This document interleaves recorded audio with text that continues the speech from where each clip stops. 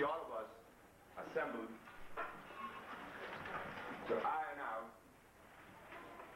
some of the misconceptions, some of the foul thinking caused by so many years of being divorced from mother. Being divorced from mother is a very dangerous thing. You derail the child. The child's natural food is his mother's breast. Taken away from his mother's breast, problem begins. But before I continue, I have to give a multitude of thanks to Dr.Sebi for allowing me the privilege to be in front of you today. And I hope that my presentation would compliment you in some way. But complimenting him lead me also to Brother Ali Lamont. Brother Ali Lamont represents to the black community in New York. He represents a gem. Why a gem? A gem because I was getting ready to lead this country. I have traveled far and wide. It took me 18 years of research to put a compound together that would complement black people. After completing these compounds, they were tested in 2 patients first, a pair of twins that had asthma, no longer had asthma, had asthma. Then a blind man, Mr. Fredericks. He's seeing after being blind for 11 years. So I began to feel somewhat encouraged to pursue this matter, this entity we call healing today. But I also have to compliment the Usha family for supporting me and the Institute, which they make up today. A large part of it, including my wife. It is my wife and the Usha family that has maintained the continuity of this institute. I am not the founder. The founder is my wife. The creation of the compounds is my wife.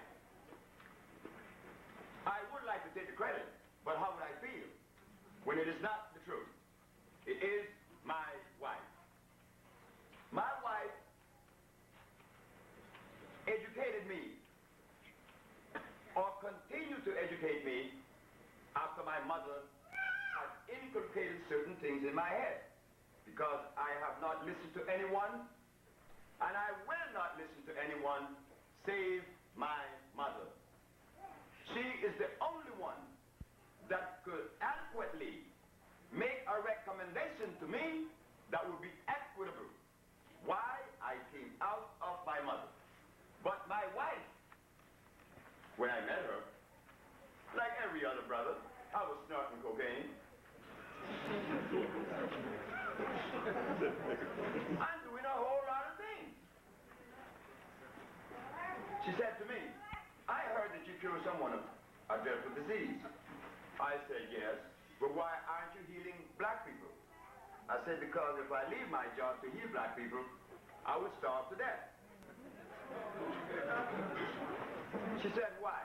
I said, because we are at a level that it is difficult to see healing and nutrition. If I come with nutrition, I'm going to remove from the table what they like. And this would present a problem. So even though I'm here tonight, prepared to present to you a perspective that has never been tried before in history, evidently, starting off with the Africans. The Africans were not the creator of medicine because he simply didn't need it. Why should a healthy man create medicine? The African was not the violators of the laws of life. So as we journey tonight on this subject of healing and nutrition, we want to now retract just go back into the pages of history. Because to place us back on that journey that would maintain health and stability, we have to place the seed in the environment that is conducive to that seed. For instance, I would take the burdock plant and take the seeds to Central America, plant them in the soil, and it would die. It would never grow. Why? Because the genetical code of the plant was created by life to only generate its energy in the temperate region. If I also take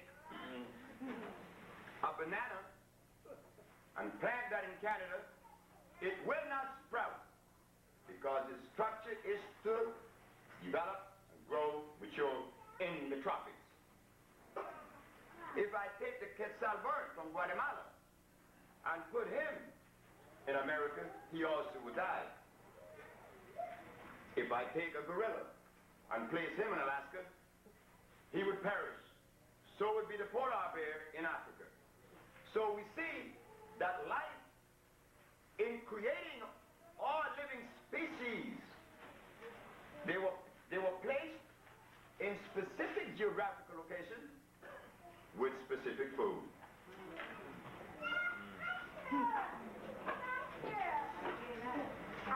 If a plant, a bird, and an animal, as we call them, what about the Homo sapiens? Are we not chained, married to that same procession of life? Are we going to divorce ourselves from that procession? Well, you can do so. We have done it. And I was a recipient of that. I was a recipient of that life that was given to us once removed from my mother's breast. Now, I am multi-religious. I am multi-religious, multi-divided. But when I return home at night, I eat one food, the devil's food. If I worship the devil and eat God's food, I will live forever. But if I worship God and eat the devil's food, my days are limited. This I saw with my brother. My brother is a preacher, or was a preacher. I said to him, you know, I don't go to church. I don't go to any temple. My mother was sufficient, but to you it was necessary to be a preacher. Why, I do not know. Because I simply don't know anything. But as for you, who have chosen this particular road, this perspective, your Bible said, the herbs are for the healing of the nations. But when you get sick, where do you go?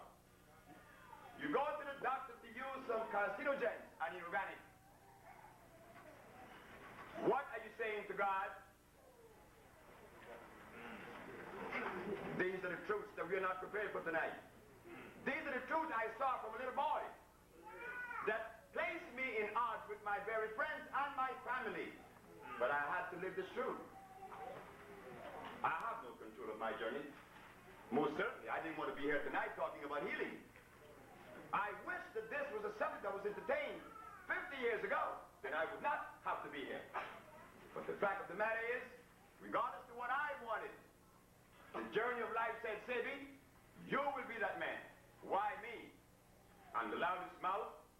I am uncompromising. I compromise to no one. Sufficient enough, I wear clothes.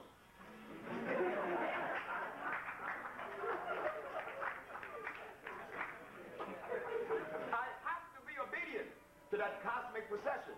So I said to him, you drink cow milk, you eat lamb. Eat big rack of lamb. He said, I don't eat pork. I said, pork was not made by God, lamb either. The lamb was made by some Germans. And the lamb contained a higher degree of acid than any pork. The only thing that the pork has is a worm that eats your brain. But that lamb is where they get lanolin from. Imagine lanolin in your bloodstream.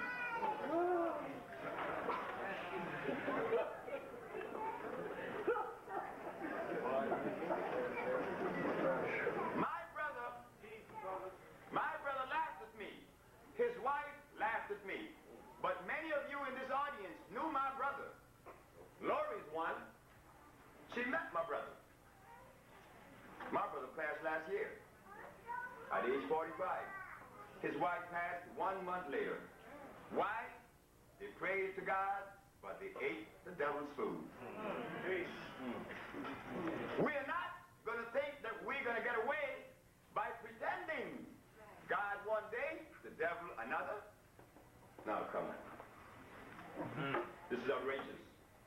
But this is the result of removing a baby from his mother's breast. The result is malnutrition. Every disease in the world, the underlying cause, malnutrition that breaks down the mucous membrane and thus begins to cover groups of cells. Whatever group of cells is covered will determine what disease you will have. Like for instance, if the mucus is in the nose, like I always said, it's sinusitis. If it's in the bronchial tubes, it's bronchitis. If it's in the lung, it's pneumonia. If it's in the prostate gland, it's prostatitis. If it's in the joints, it's arthritis. But what is the underlying cause? Mucus. We didn't see that. We couldn't see it. Everything comes in time. We grow in time. I am the chastisement. I am the instrument of chastisement. Every one of you that ever comes to the Usha Institute, you come with your diabetes. I said, please, don't eat this thing. Don't eat no carrots, please. Don't eat no beans. Don't eat no beans. Don't eat no starch. But Sebi, what am I going to eat then? We remove the gorilla from Africa, put him in a zoo in America, and give him peanuts, give him cashew, give him turnips. Did the gorilla eat this in Africa?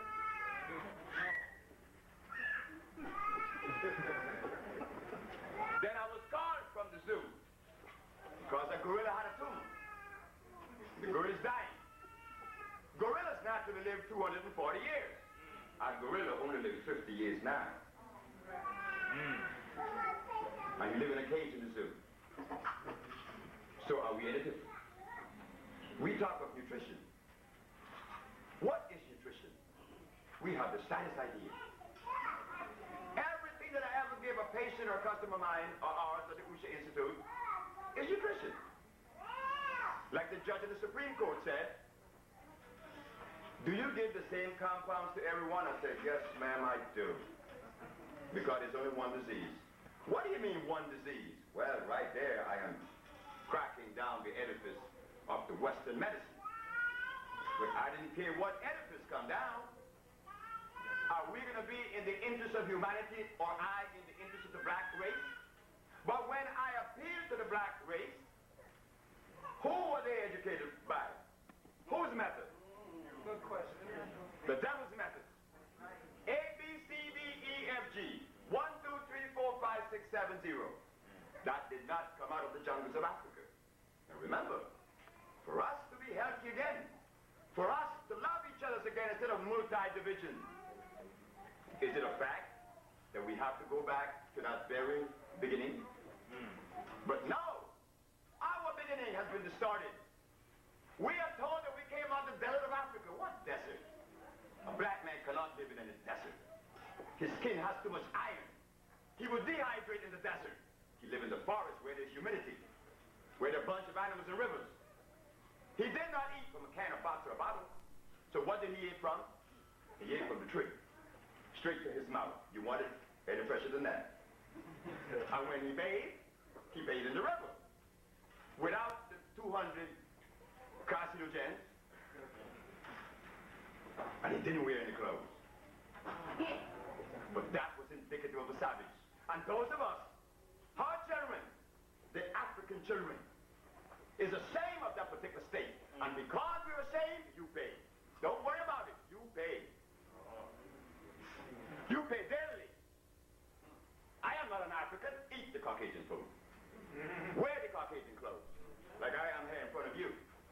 Which I have to do because when I was wearing the African clothes, y'all didn't come to me because I looked too cheap.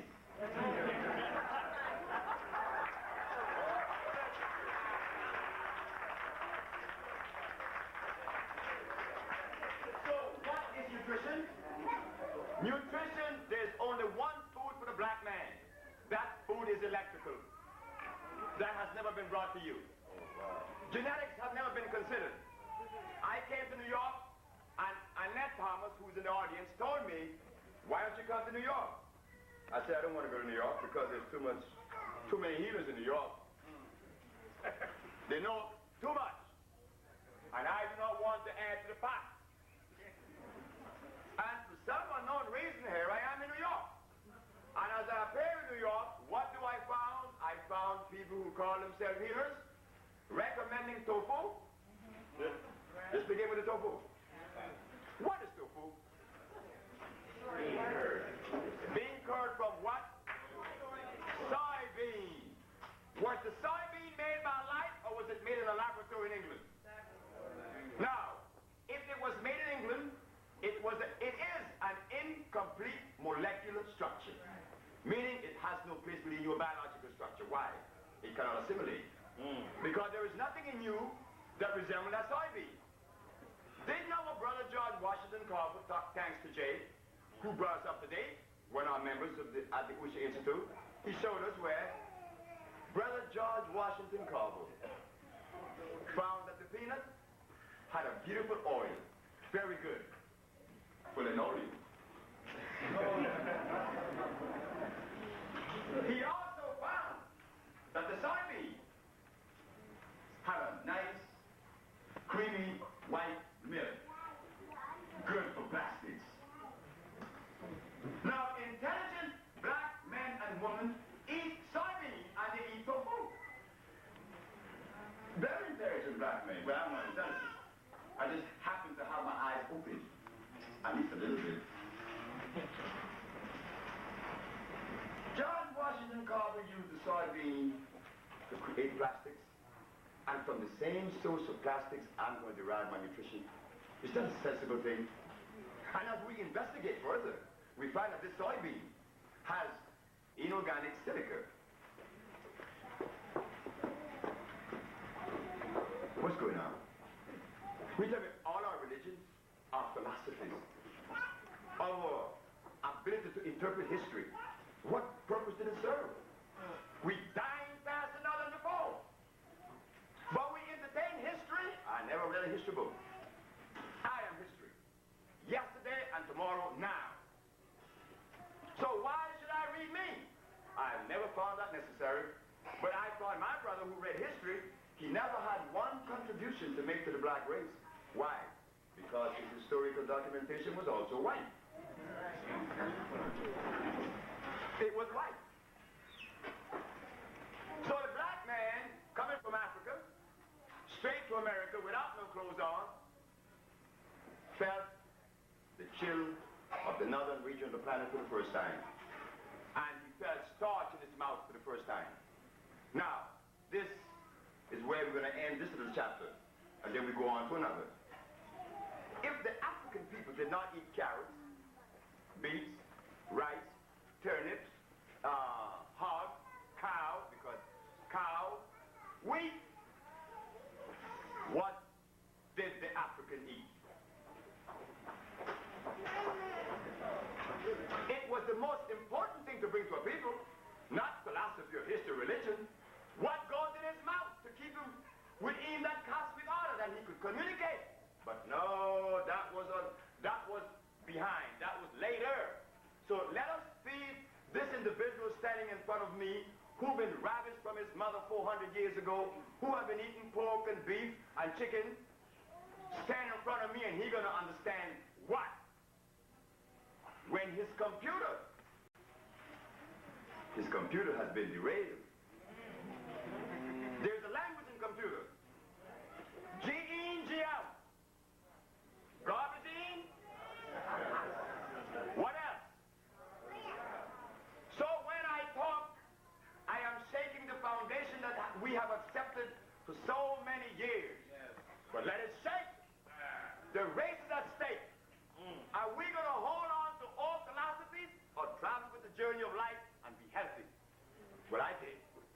I was a diabetic. I was impotent, could not have sex at 29. I was wearing glasses. I weighed 291. Back pain. I went to the homeopathic doctor. He said me drink carrot juice. I went to the allopathic. He gave me some chemicals. I went to some Chinese. The same thing. No result. So I decided to go to Mexico by the recommendation of a brother that lived in New Orleans by the name of Randall Evans. He said, look, there is a man in Mexico who will heal you. You go there. As I stepped in the man's place, the man had all these women around him. Plenty women. I was the only male. They came as his patients. So he said to me, you were the gentleman from California. I said, yes.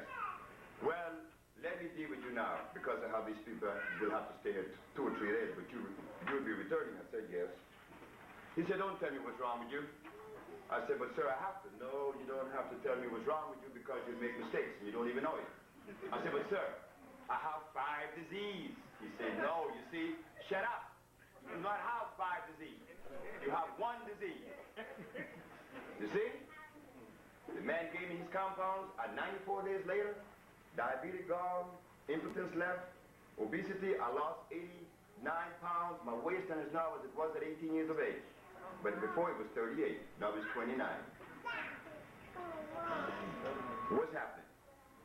I returned to the United States, associated with one of the best organizations I've ever known. I was a member of the Honorable Elijah Muhammad, and he was the first man.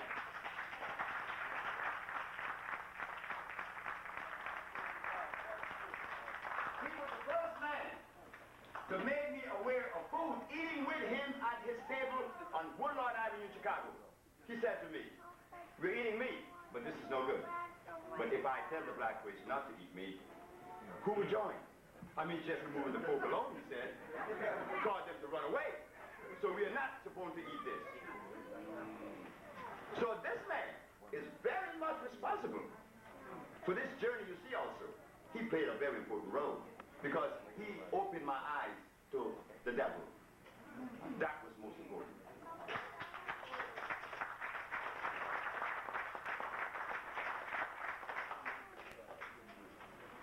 But I want to say this, because information, new information or information that comes and seems to challenge the one that you've accepted,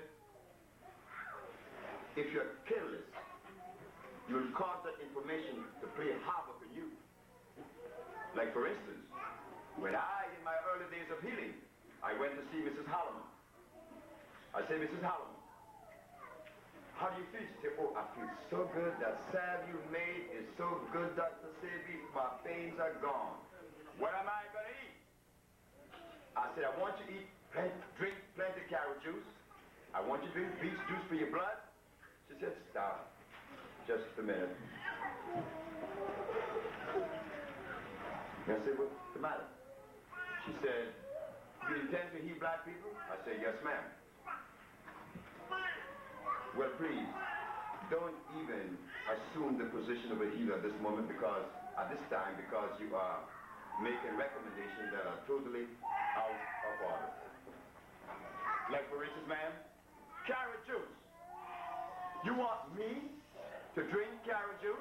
I said, yes, ma'am. All the healers in LA, San Francisco is recommending carrot juice, New York too. But I live in LA then. She said, well, look, son, before you continue, go and do some more research. Go into the field of industrial agriculture. Now, here is a man who never been to school. I have never been to school, and I do not read books. I will never read one now. Yes, but these books I had to read. These books I had to use to do research by studying them. And as I studied industrial agriculture, what I found, everything that you find in the supermarket was made in a laboratory. That's why I said, we pray to God, but we eat the devil. Everything. The only thing in a supermarket that is not made in a laboratory is watercress and a coconut. That's all. Nothing else. supermarket is made by nature or God. It's made by a laboratory. But those of us who thought that the information or believed that the information we was withholding in us, walking around proud, I am this and I am that. We were playing the same game everyone else was playing, the game of ignorance. That my grandmother said to me, which was my teacher also, beside my mother, my grandmother said, yours is not to walk behind a hearse taking dead people to a graveyard. Yours is not to walk in front of a hearse that is taking dead people to a graveyard. Yours is to stand on the side of the road and watch dead people take another dead one to be buried. Not to join the procession. And today, it is that position that gives me this energy, the independence that I am not a member of any organization or anyone. I could think free as I wish, as long as it is consistent with life. I am about life. So here's what we're talking about tonight, life. Food is electrical. So if the African people did not eat carrots and beets and rice and chicken and all that stuff, what did he eat? But our teachers and our professors, they came with all of the sciences and anthropology and archaeology and history. But here you are giving this information to a people that has been derailed. Even if the information was precise and concise, would they digest that information? Impossible, because the computer has been interrupted. So we should now go back and ask those historians, what did our fathers eat? I bet you he wouldn't know. So what was he teaching all the time? I did not read his books or heard his arguments, but I am happy to know that out of the perspective that we represent, I am able to compliment you and myself, not out of a philosophy of something that took place 10,000 years ago. And the funniest thing I always watched was this Egypt that they always gave us. Egypt was always the thing that they gave us as the beginning of civilization. But was it true? I would have to say that the consistency. No, I'll have to establish a particular premise. Like for instance, is it consistent to open the body of an individual? No, it isn't. But where was the first operation performed? In Egypt, isn't it? So it wasn't too cool, isn't it? But look at the food that they were eating. They were eating ducks and cows. As the sister said, dead food. Well, what do you expect out of an individual to eat? Dead food, dead things. And just look at the conversations. The conversations today is never in support of life. It is always about something dead. It cannot be about life, because if we entertain life, you would not be talking about it. It would be no need. And if you talk about it, you'd be talking about what the sister said. Food. But food is electrical. Our food is electrical. So what are those foods? The natural plants, the natural vegetation. But in America, we have so many impregnation to the naturalness of life. This is what you have now. Anything that goes out of the ground, no, no, no. Everything that goes out of the ground does not necessarily mean it is natural. To begin with, we said the carrot. It grows out of the ground, but is it natural? No, it was made in Holland. When I gave a speech at WLIB 5 years ago that carrots were unnatural, they threw stones and eggs at me. But when Nova came out with the program 1 year later and said, yes, it was made, and it was made in Holland. But yet, when I travel to Detroit and see my Muslim brothers eating carrot cake, how do you think I feel now? I don't feel too cool, isn't it? Because I can't tell that brother, look, he's up on the carrot. What do you mean? I say, man, the devil made it. He still eat his carrot cake. What could I do? He's going blind. We take the comfrey plant. Comfrey is a good plant, right? Wrong. Comfrey is unnatural. Comfrey was made in the laboratory also by hybridization. You will never find comfrey in the natural jungles, as they call them. In the natural forest, never. Burdock is natural. You always see burdock all around the place. Dandelion, red clover, planted. But you will never find comfrey in the naturalness of life. It's only found in someone's plantation. I was one here in Africa and I saw these little bugs, as we call them, locusts. It was coming down on Kenya to eat those beans that they were growing. Everybody was angry and everybody was worried because the locust going to eat the beans. Well, I was happy because these Africans now would not eat that starch. Locust does not eat anything natural. They only eat things that are unnatural, just like the little bugs that you have in your garden. Why does the bug eat the burdock plant? Why does the bug eat the dandelion plant? But if you go in the middle of the burdock plant and the dandelion, the red clover, make a little circle and just weed it out and plant a carrot plant or a beet plant, next day those bugs would eat that stuff up for you. Well, why don't they eat the other plants? Because they are made by life itself. And the bugs and that plant are in harmony with one another. But this stuff they call carrot, no way. No way. They're going to eat it up for you, doing you a favor. But what happens, since we have become so mechanical using 1, 2, 3, and 4, and A, B, C, and D, and you want to apply that to life, it fouls up. It does not equate. It just simply does not equate.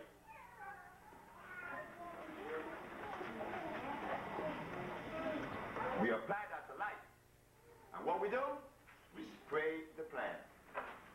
When the bug comes tomorrow, the bug says, oh, he sprayed it now, fella. Let him eat it. I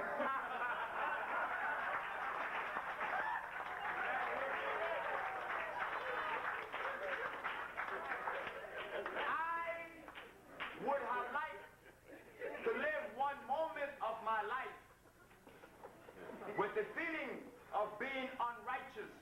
But I know for a fact that I am a righteous man from the days of Africa. Why am I righteous? I'm not a sinner. I don't have to save my soul by no God about no sin. Why? I came out of Africa. Remember how they found me, you know? I was eating the fruits of the tree, like the Bible said. Fruit shall be for meat, you know. And the herb shall be for healing. And I know for a fact that God did not make no mill to make no clothes. But what happened, when the foreigners came, the Arabs and the Europeans, and they saw the black man without no clothes, they said he was naked. Well, if I call a man naked who have lived like this since creation, would he really understand what you're talking about? No. No, he wouldn't even know what the word means, right? But it was no rape.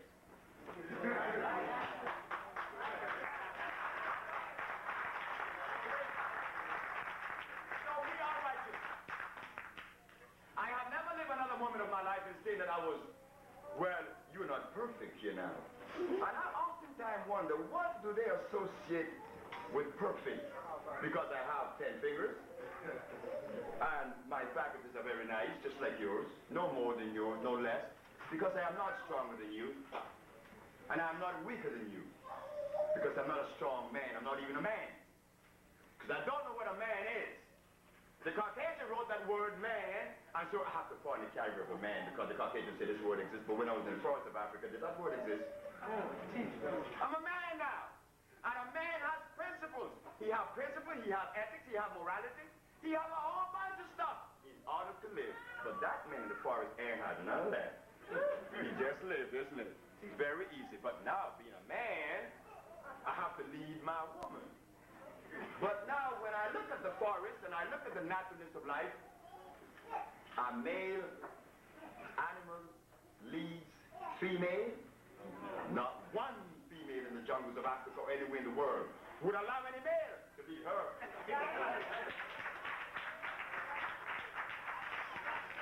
So that's another philosophy. That's another number. You see, philosophy and reality differ. Philosophically, I'm supposed to lead you. But how could I lead a woman when I came out of one?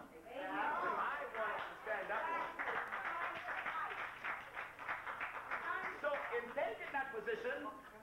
I want to occupy the position of a woman and fumble. That's what men has done. We have tried to occupy your position. It's not a jockeying for position, like you are more than me, or less I am more than you, or less, no, it's not that, I am a male. Whatever, because I have a penis and you have a vagina, makes us different, but we have roles to play. But why should it be my role has to be more than yours? That's quantitative, isn't it? Again, numbers.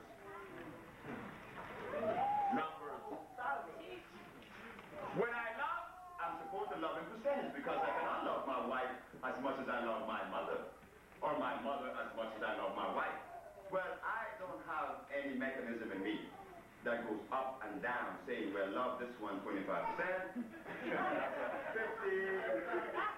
How do you do that? That's numbers, isn't it? We live natural. So the subject is nutrition.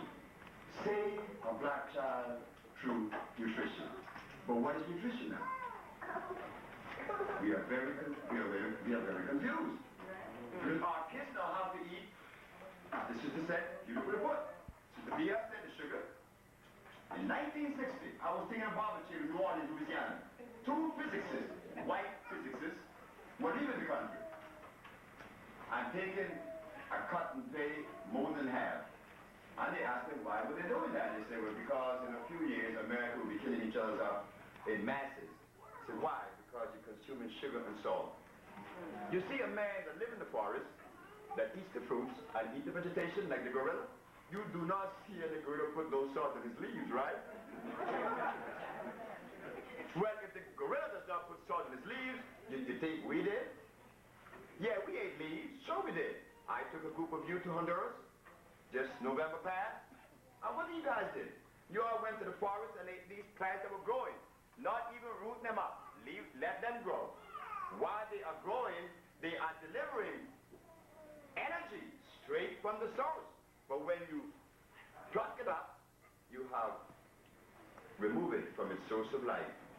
The African never ate that way. He never plucked anything up. He ate it while he was growing. Just like the monkey. But you can't do that now because that's savagery. Now we come to the clothes. I was invited to Venezuela to see a young sister. She's 18 years of age, and the one thing she hated and she could not stand was clothes on. So she lived without no clothes, but it was embarrassing to her rich father. Send her to England, send her to France, Germany, and the United States to find what cure was there for this young lady. So they heard about the infamous Dr.Sebi, because my name was all over the Caribbean as being some other than. But he took a risk and said, come on to Venezuela. And I went to Venezuela, place named Santa Cruz. He said to me, there is your patient. She has no clothes on. I said, that's fine. I go in the room with her, and she said, well, are you embarrassed because I'm naked? I said, oh no, you're not naked, you're natural. So just behave ourselves now, just start off right. You're not naked. Naked is a Caucasian identification. Like you call us Negroes and blacks. I'm not a black man, I'm not even an African. I am the son of that land that the white man called Africa. Just like you and me. We are from the same gene pool. We're not going to get angry because the information, like I said, shakes foundations. Okay? She said, come I'll show you something. And she told me all this artwork that she did while she was naked. It was so, she takes sand and she would color the sand and make designs so pretty. I said, what happened? No, she said to me, so are you going to be the psychiatrist? I said, no, I have two questions. And depending on how you answer the first one will determine whether I'll ask the second. You see, I'm very fast. I'm a Sagittarius, they say. That's why I don't read books, because it takes too long flipping these pages. You know? And then get nothing in the end. Because all my friends who have PhDs in California, they all are sick and dying. So I don't know what they read those books for. So anyway, she said,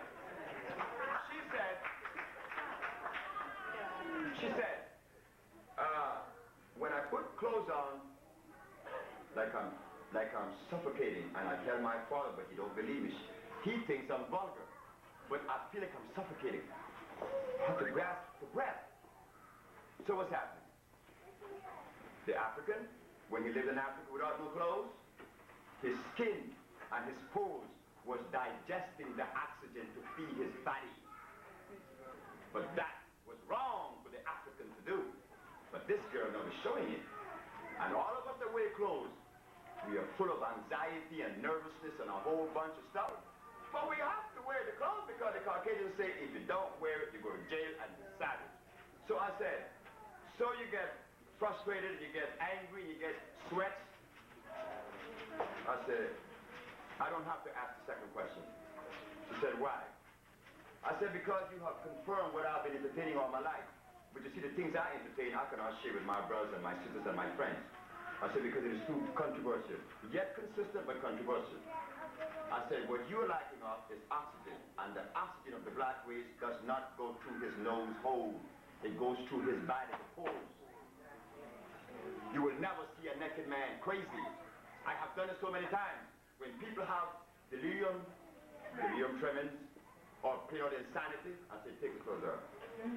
Take his clothes off, and I gave him a compound, and he calms right down, because his body will be receiving more oxygen. But I'm covered up. All you see is my hand from hair to hair, and from hair to hair. My cells are dying under there. Do you know what happens when cells are deprived of oxygen? No, you don't know. You don't know. They talk about AIDS being the result of a germ, a virus, or a bacteria. No. They've never been a virus or a bacteria or a germ. Never in existence. Nature never made those things. That would be counterproductive. So for every virus, a new medicine. Look how that sounds. If you take a healthy man and lay him down on a bed, and don't move him for 1 month, raise him up, and behind his back you have a bed so that big, with microbes eating him out. Well, the clothes are not going to make you have a sore immediately because you have some circulation, some place, but your skin is going to begin to deteriorate, and they call it wrinkles. Deprivation of oxygen causes cell erosion. Cell erosion is uncontrolled mitosis. But the healers in New York was giving you substance to deprive your body of oxygen, and then because I came, getting the result that the Usha Research Institute has been getting, they had a meeting, just get rid of this man. What does that say about the healers today? You see what happens when information comes. The nervous system tells you when that information is right. There is something in you, even if you deny that information, you're going to pay. You see, I know, I'm a recipient. You see, when I heard the information, I want to fight it for a moment with Ms. Holloman when she said, go back and do research in industrial agriculture. But now, when I give the information, I get anger. What do you mean, brother? Where you get your information from? Don't even do that one. Because I have never been to any school. So my information did not come from a white man. Come on with it. It came from a mom. From a mama, you know? And it's there we're allowed to eat. So now we face it with our children.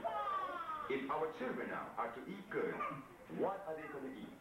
So we're going to have to now design a diet, which we have at the Usha Institute, a diet that is not as consistent as the African, but it would cause no deterioration or less deterioration of the cells. But if our children drink that cow milk and eat that sugar consistently and eat that meat, whether beef, lamb, or whatever, so what? We're not interested because we're not interested. I call the NAACP. They say, I don't want to hear your philosophy. I said, sir, I have no philosophy. What do you mean you don't have a philosophy? I said, sir, if I had a philosophy, it may differ with life itself, then I would be in danger. But if I have no philosophy and join life procession, I'll be saved. So, sir, I'm giving you something from life procession. I cure all the diseases they say are incurable. He said, I don't want to hear it. Slam the phone down. I called Dr. Whitten in Detroit, who is head of the Sickle Cell Research Foundation. I said, Dr. Whitten, I cure sickle cell. He said, you cure sickle cell? Big deal. I'm not interested. Slam the phone down. I went to Howard University, and I told Dr. Castro. Dr. Castro happened to be from Ecuador. He is head of hematology. I said, Dr. Castro, I cure sickle cell, and I heard that you are head of hematology. He said, you cure what? I said, I cure sickle cell. You see, I am not, I told you, I am uncompromising. When I know something, I'm going to tell you. If I don't know that something, I'm not going to tell you because I don't know. When I know, I know. I do not live in the zone of belief. I believe I saw Ali. No. Sebi, did you see Ali? No. Did you see Ali? Yes. Definite. Did you see Ali? Well, I believe. I'm not certain, isn't it? Where belief is uncertainty. And I do not live in the realm of uncertainty. Either I know or I don't know. But what happened? My race, my people, you, many of us, live in a zone of belief. So when I come with reality, it's going to be a challenge. So he said to me, have you written a book? I said, sir, why? Well, if you haven't written a book, how would I know what you're doing? I said, I could bring you 5 patients right now in D.C. could show you that they had sickle cell, no longer have it. That's proof enough, isn't it? Why need a book for that?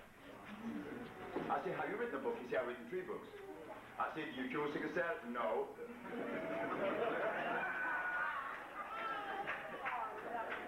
You see? You see the inconsistencies? But we were led to believe that to attain, I don't want to use the word wisdom because I do not know what wisdom is, or knowledge, because I don't have those things. Because I would be the least to have those things. Because I didn't go to school. But we were led to believe that to understand, to dissect, you had to go through quite a few pages. First, the child had to go a 5, and then he goes to 13 or whatever it is, get his something, and then he go get another one named high school, then a BS, then a PhD. No MA, then PhD. But what happened is that every step of the way you are humiliated, and in that humiliation, fear comes in.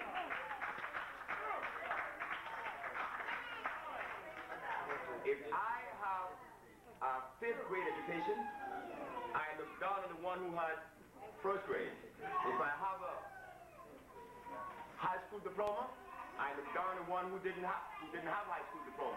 If I have a BS, I look down on the one that didn't finish high school or didn't have a BS. If I have an MA, I look down on the BS.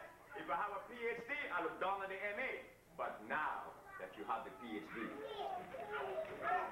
you know who wrote the philosophy and the paper and the perspective that gave you the PhD? A white man. So you're humiliated, whether with the PhD or the MA or no school at all. Well, I prefer to take the non-educated because then I am free. I am the product of my mama. So we're not going to do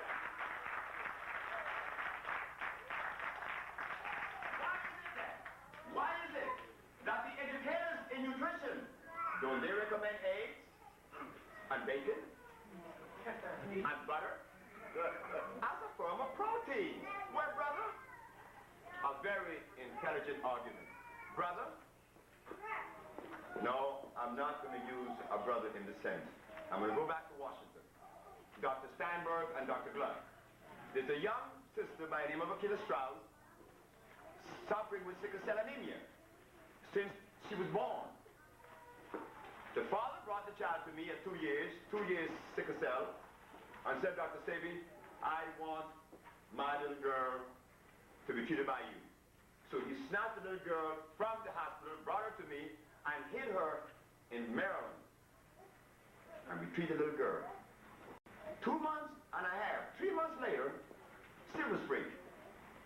3 months later, they have this warrant out for my brother. His name is Stroud. He's down in Minnesota. Trying to remember his other name. Stroud said, look, I need for you to go with me to the Georgetown Pediatric Department.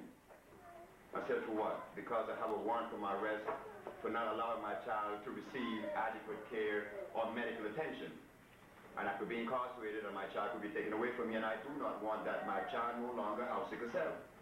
I say, how do you know? Because I took her to 5 doctors and she no longer has 1 cell sickle. I said, just go. So we went in there, naturally, Caucasians sitting there, white Caucasian woman, and I'm a black man. They have no respect for me. How could they? When they represent the very establishment that teach every black child and every black person. So if I was a white woman, and you come in front of me as a black person, I'm not going to have no respect for you, because I educated you. But no, baby, we have to educate ourselves now, and independent to that Caucasian education, and do our research independent to that research, because that research failed them. What do you think about us?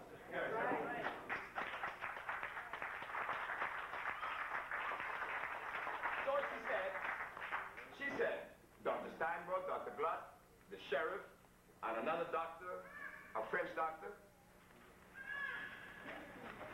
She goes through my dietary program. And she flipping the pages really rough.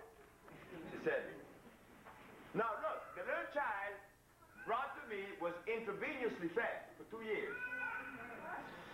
All her little life. Came back after 3 months, she's playing in the hallway with the rest of the little kids without the pain. Without the upper pulmonary disorder, because sickle cell, again, is malnutrition. Sickle cell, but wait. Let me, I like to veer off my subject and then come back, but I don't want to do it now because this is very tedious. She said, well, Dr. Sebi, I didn't see where you made any recommendation for protein in your dietary formulas. I said, this woman doesn't know that she's making a mistake here. Look what she's doing. Oh boy, did she let herself wide open? She said, what about protein? I said, what about protein? What is protein? She said, what do you mean, what is protein? Protein is one of the 19 amino acids, the building block of life. Numbers again, 19 amino acids. You see these numbers keep popping up. I said, what did you say? Protein is one of the 19 amino acids which are the building block of life. Am I quoting her correctly? Yes.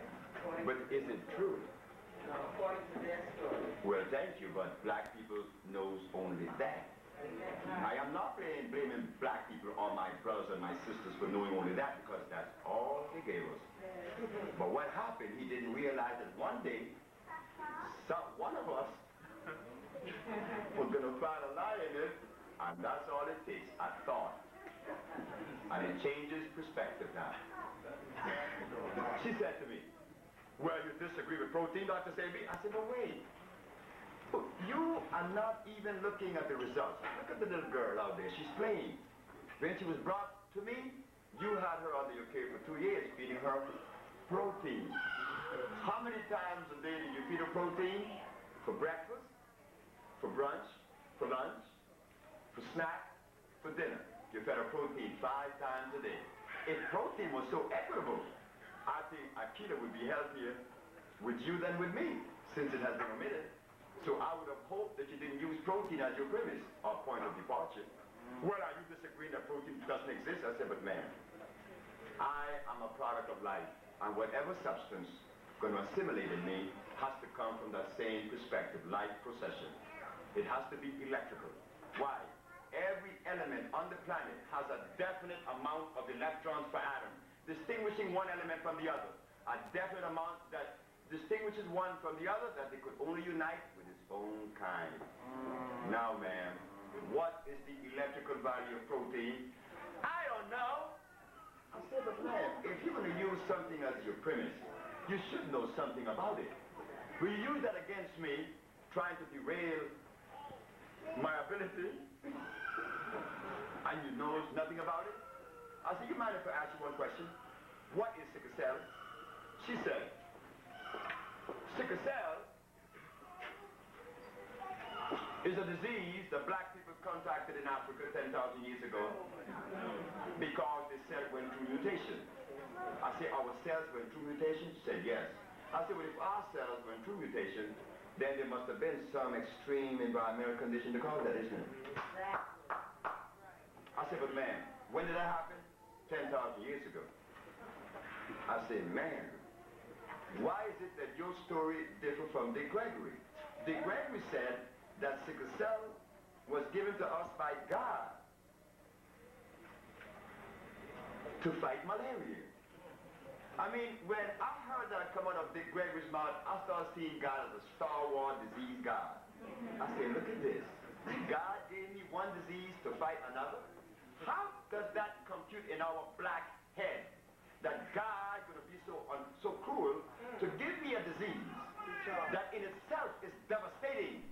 How could my biological structure be so equipped because of the presence of that disease to fight another disease? Does that make sense? But you see, who educated Dick? Dr. Steinberg, brother. And Dr. Steinberg is supporting that particular philosophy. I said, man, sickle cell is malnutrition. Sickle cell is when a child has been deprived of iron. The black man being electrical, being so high in carbon, some people call it melanin. And this is why I've been noticing the argument of melanin. Melanin, melanin, melanin. Melanin never existed. That's another word from the Caucasian. That's why they cannot find its origin in the body. It's mentioned. I could invent something and say it exists. How would you know? Words. Listen to words. Levitation. Levitate paper. But doesn't the word exist? But have you seen something levitated? No, you have not. The word unicorn exists. Is there any unicorn? But the word exists. You see? We've been derailed. We've been removed from our mother. So in talking about nutrition, it's not just food. What kind of food? And how do we go about it now? And I thank Brother Sonny Carson for taking the time to penetrate that other layer. Because remember, we're growing. We're not as antagonistic towards one another anymore. I don't see Muslims fighting Christians or Christians fighting Muslims, and so, no, that does not exist no more.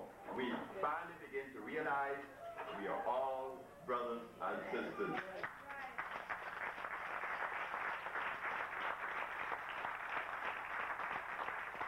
I do not want to hold you up any longer because I could talk on and on and on and on. But we want to understand that the time has come that if the Caucasians deprive us of our food from our children that is equitable, complementary, then what is he saying? Genocide. It's genocide. How could you feed the computer a substance that will erode it? Thank you very much. We cannot allow that. Because our children are us. I was fortunate. I am married to a woman that has never, her children was out of her eyes for 1 second until they got to 8 or 9. Not 1 second. The breast fed from her up to 4 years. That's all my son had. So I didn't have to worry about son being in some babysitter. No, feeding him something that is, inconsistent. I didn't suffer that because of the wife that I have. She dare not send her children out to anyone, any institution of any kind. Sister sucked her breast for 4.5 years, and that's all he had. And I asked him one day, why did you stop? Well, Mommy said it was hurting her. But it was good, Daddy. I said, Daddy had it good. And one day that boy came to me and said, Daddy, just go to the mountains. Go to the mountains. Should I have something to tell you? I love you very much, Daddy. And he put his face against his forehead. And he's only 7 at the time. He said, Daddy, I love you very much, and you know it. But Daddy, I love Mommy so much more. I said, who did you come out of, Mommy? Whose breast milk you sucked for 4.5 years, Mommy? So why are you telling me you love her the way you love her? And he drew back. He said, does that mean that she's supposed to be that? I said, yes. Does that mean that your mom is that to you? I said, yes, my mom is still that because my mom lived with us. I said, so you see how easy it was? He said, now you don't have to fight. Because your mommy did one thing, I am doing another. No competition here. If that's the way you feel, you're right. Because we came out of a woman. My mother always told me,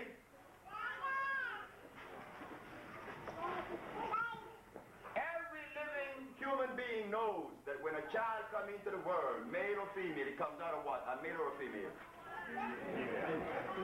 No, I don't think we want to really say that. We would not want to say that every life comes out of a woman. Because if God is a man, he must have had a mama. If he did not have a mama, then he was a freak. Because all natural life comes through a woman. You see? Very simple. But that again is a shaking kind of a thing. I wasn't shaken because I was not holding on to any philosophy. So I had nothing to lose.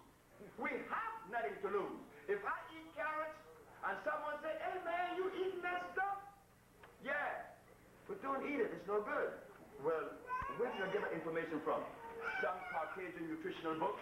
So I dropped the carrot without no hard feeling because the information wasn't mine anyway.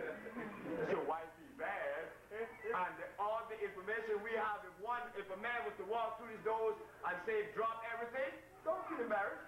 It wasn't yours anyway. Because the information you had that is yours, you left it back in Africa.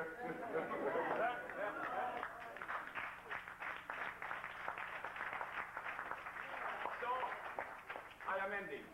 I am ending.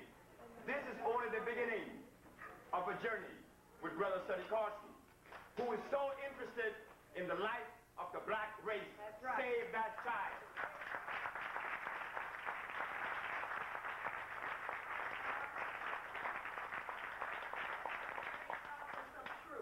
At the ending of every lecture, would you hold on 1 minute, please? At the ending of every lecture, I always like to have a bit of questions and answers, because it is there where everything is hot. And I like it. I do not function too well when I have free will, because I do not learn anything when I talk. But when you ask me questions, depending on the question, I learn too. Because we're brothers. I'm not wiser than you. I cannot be wiser than you, and especially the women. They have to be more equitable because we came out of them, and we sucked their breasts.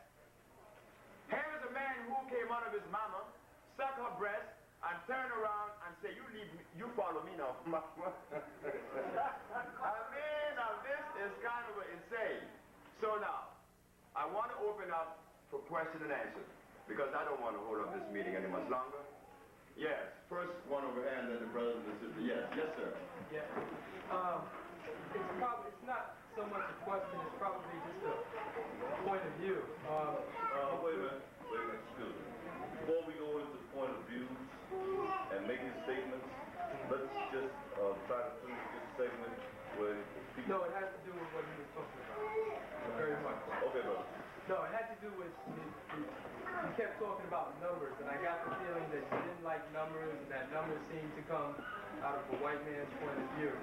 But I was just thinking that when I think of numbers, I think of African tradition, and I think of Indian tradition from Mexico, and you find that in African traditions, they had developed melting furnaces that were 10 times harder or twice as hard, if anything, produced in the Industrial Revolution. And when you look at Mayan Indians, you find that they have supposedly a much more accurate calendar than anything produced, again, by Western civilization. And when you look at Incas, you find that they had temples like the Egyptians, like Africans. They had pyramids that were constructed, that were very geometrical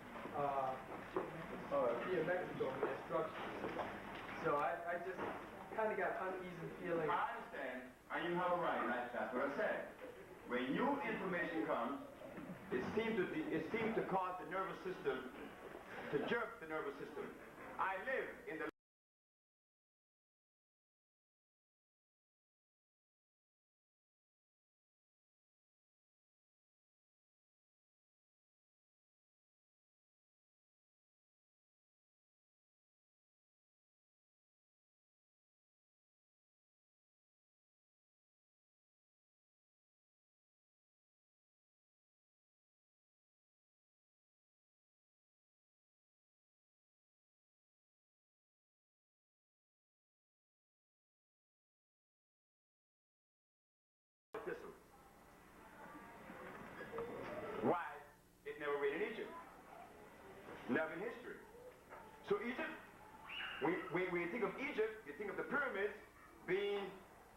observer.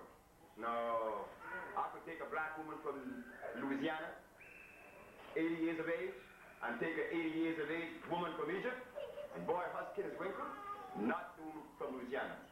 Because there is no humidity in Egypt. Water supports life. There is none in Egypt, only the Nile. So when you use the Maya and the Inca and the Egyptians together, you bunch them up, we are confusing and confounding the whole journey. It's not the same journey. The Egyptian had to create all these artificial things to survive. Because that was what the black man was doing, you know, like the elephant. You see, Egypt is a graveyard. It's the graveyard of the black man. The elephant, when he's getting ready to die, he goes to his graveyard and he lays down. That's the white man's title. Now we go. Now we go to Egypt. We find that there is no humidity in Egypt. You can build a house, you don't have to put a roof on it. And you've seen that, right? They don't have to put a roof on Egypt. But there's no humidity. There is no electricity in Egypt. Electricity is present only when there's a cloud hovering around. And lightning comes from that cloud. That is electricity, isn't it? And rain comes with it. Egypt would never see that. So about numbers. Do you see 1, 2, 3, 4, 0 in the pyramids? In the Saturn's pyramids? If there were numbers, the Japanese would have been able to do that. Because the Japanese are the best copies. And when they went to Kung Fu, they just began to imagine how did they put these 1,000-ton stones up there. Then they had to scale it down one half that, one half that, and they went right down to 1/50th the size. And they wound up using a nose cone to put, a helicopter to put the nose cone on it. Numbers were not made by nature. Remember what I said. Nature only makes things that support life. Mathematics does not support life. It's for mechanics. Mechanics deteriorate. Next. Yes. Just you. Yes, I have a 13-month-old daughter, and I thought I was doing good, with her diet, giving her only organic foods and vegetables and all that stuff. But she just, in the last few minutes, totally wiped out her whole diet. Destroyed it. Yeah, so my question is, what That was so good. am I going to feed her tomorrow? Good. I told you some of you gonna die tonight. When my son stopped sucking his mother's breast, I went to the ocean and I got the sea moss. The sea moss has every mineral there is on the planet except one, which is iron. Sasa was eating sea moss and drinking his Maya tonic, which his father made. So about nursing, in fact, my child was in New York just a month ago, and the fellow was asking me, well, how come your son doesn't eat? I never seen your boy eat. I said, he doesn't eat but once a day. And when he eats a little bit of vegetables. And he eats that only to fill a need, I suppose, but his nutrition comes through the electrical food that I feed everyone that comes to be cured. Honorable Elijah Muhammad told him how to eat once a day. That's true. Now, so therefore, as for your child, if you want to know what to feed your child, you just come to the Usha Institute. In fact, it was because of that that I received an award in Washington for changing the nutritional value of young mothers from 14 to 20. I received the award because what I recommended was equitable. And they were healthy. The child didn't have a runny nose, didn't have fevers. The coughing, the mucus which you hear rattling on the child's chest. All that comes from cow milk or soy milk. They're both are dangerous. Almond milk is dangerous. Next question. Up there. Yeah, I would like to compliment you for such a strong lecture. But in relation to, you were making comparison with the polar bear and the ape. Now, if we take that comparison and apply it to Earth, how do we apply, being that we're integrated now, being that we're mixed with the white man who came from, an ice area, Europe, and we came from a tropical area. Actually, we integrate half and half from, of that person. So doesn't that change our diet there instead of making it wholly African, instead of part African, part European? I'll tell you what. The predominant gene remains black. And it complements, regardless to the mixture. We have been impregnated. Sure. It's like taking pail of milk and dropping 1 drop of petroleum in it, just 1 drop of petroleum, is no longer a pail of milk. It has been adulterated. But the adulteration does not really change the genetic structure of that milk so much, or the molecular structure of the milk, not genetic structure, but the molecular structure of the milk. 1 drop. The pulsation of the African American is much higher than that of a Caucasian. When a Caucasian impregnates a black woman, her ovum is twice or is 100 times bigger than ours still, but in energy it is more than his. So she determines, like in the male also. So even though we've been impregnated or adulterated, the predominant gene is still black, because that is the original gene. Next question. 2 more, Doc. Yes. I heard you say on WLIB that the African didn't eat cassava. You said that cassava is a hybrid plant. Yet somewhere I think in the Amsterdam News a few years ago, I read that cassava, if you eat cassava, that it cures sickle cell, or eat some ground vegetables from Africa. And I thought that cassava is indigenous to Africa. You don't. You see, she lived in the zone of belief. She was told, she read, but she doesn't know. Sister, nature doesn't create starches. There is nothing in nature that is starch. Nothing. You know why? You see, when a burdock plant grows, you go to a burdock plant to get iron from it.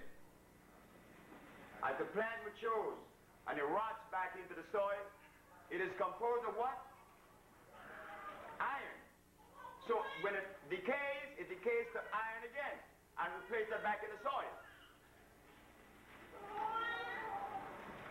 But if something is starch and it decays and goes back in the soil, doesn't that hurt the soil? Because starch is carbonic acid. As for the cassava, I know what you were saying. The Africans eat cassava.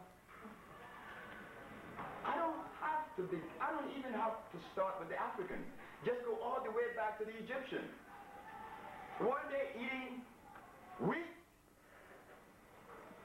Weren't they eating ducks? So they were pioneers all the way back 10,000 years. So the African of today is a recipient of an impregnation by the foreigners. Cassava was made in Portugal. Cassava contained arsenic. I live in a country where cassava is eaten every day, 3, 4, 5 times a day. And there is someone in this audience that is from Honduras who will verify that too. Cassava is dangerous. But what? Because it grows in Africa, it makes it indigenous to Africa? Well, I'll tell you what. I was sitting at the table with Muhammad Ali at the Marriott Hotel in Washington, which I knew I was wasting my time talking to Muhammad Ali. Because Muhammad Ali's brain is in Europe. And I could see it. So I said, boy, this goes, why did he send for me? I wonder who he thinks I am anyway. But I'm going to sit with the brother. And I said, look, I want to talk to you. Don't you open your mouth and tell me anything. What I have to say to you is that if you allow me, I could have your body back where it was 20 years ago. Are you game or you don't pay me? Which is it? Oh. Call my wife to see Veronica if she wants me to take your substance. I said to him, hey man, is your wife sick? Or is it you? I mean, I don't ask my wife those kinds of questions. I mean, they pertain to the business, yeah, but when something pertains to me, I'm independent to my wife. And independent to everybody. So you were sick, I'm not going to call your wife. So anyway, we argued for a little bit, and then we went to dinner, and I sit there with my salad. Muhammad had this French soup with onions. But don't French soup with onions have cheese in it? Then he had this beautiful salad with grated carrots in it. I said, Muhammad, no. Muhammad, don't eat that soup. Why? You got cheese in it, fella. That's a dangerous substance there for black people. And don't eat that salad because it has carrots. An Egyptian was sitting at the table, Mahmoud, the Egyptian from Cairo, the professor. Here's an Arab that is stuffing himself with lamb and expect for me to have respect for his thinking. No, I didn't fall the sky with yesterday's rain. Arab, you have no brain. That's why your eyes go bad very young. Because you eat the substance to bring erosion to the eyes. Barley and a lamb. Don't worry about it. Keep on eating it. The Arab Mahmoud said, Dr.Sebi, I beg to differ with you. We grow carrots in Egypt.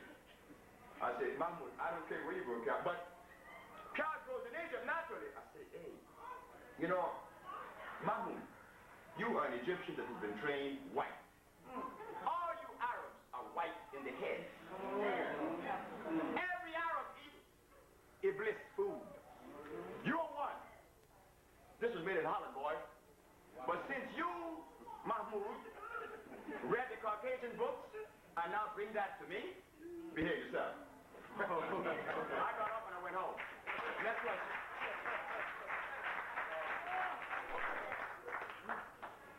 The sister. Oh, the brother. You mentioned about melanin that it doesn't exist. What is it? But they say that melanin, the coloring in the system that comes from melanocytes, I don't know. You know something? Do you hear what the brother said? They said.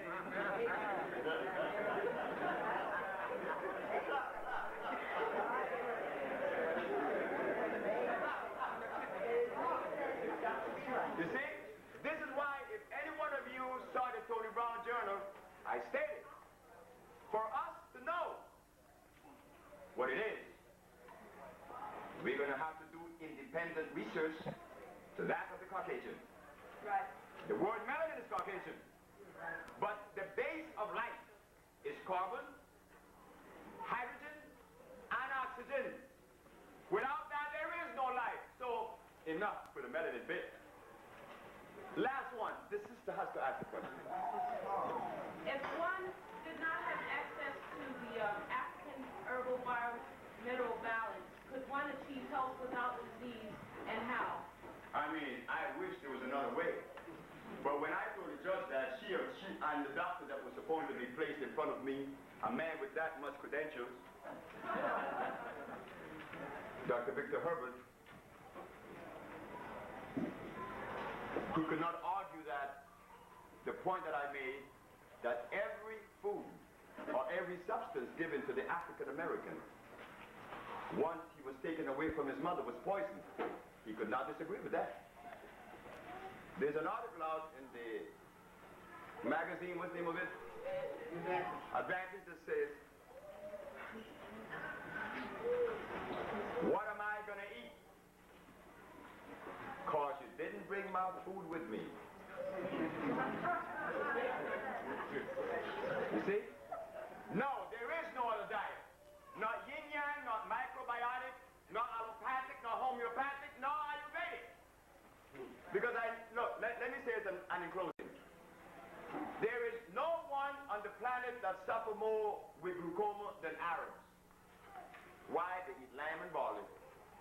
There is no one that suffers with kidney problem more than an Indian. If you go and check all of the dialysis machines around the world, you're going to find that 80% are Indians. Why? They eat ghee, clarified butter that crystallizes in the kidneys. So you see? Tell me what you eat, and I'll tell you how you think and what state you are in. No, there is no other diet. There is no diet on the planet consistent genetically with the black man, as they call us, but the African bio-mineral balance. And thank you very much.